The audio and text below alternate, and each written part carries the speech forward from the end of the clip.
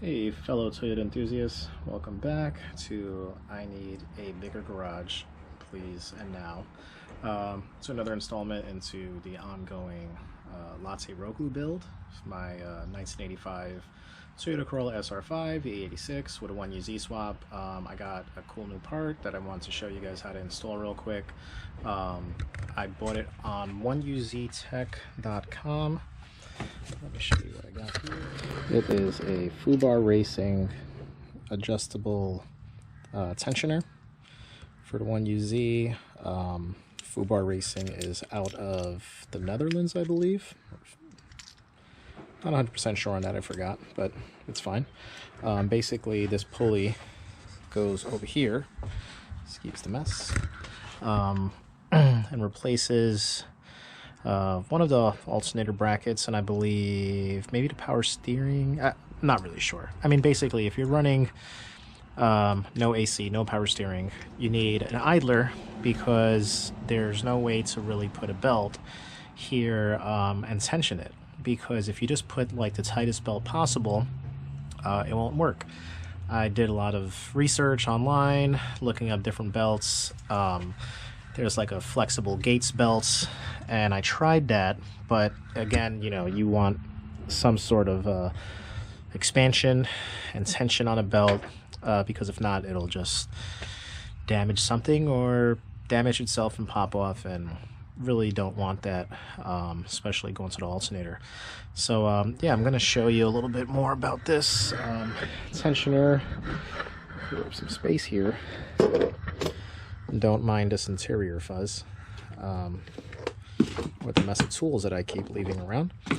So basically the way this works is you'll loosen up the pulley a little bit. That allows it to slide up and down.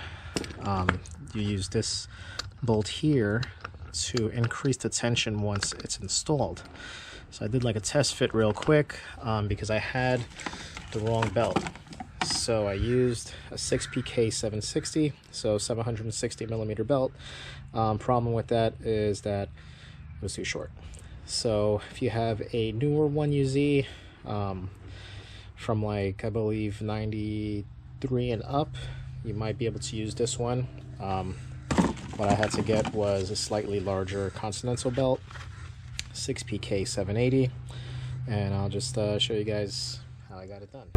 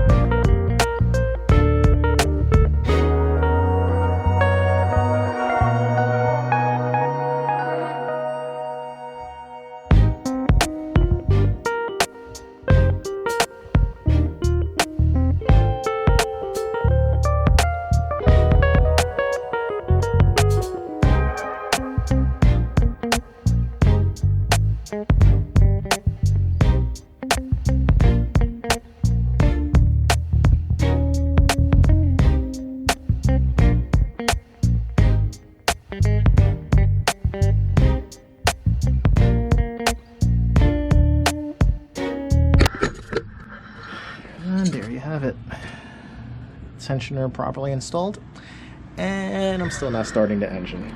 So yeah, that's where we're at for now.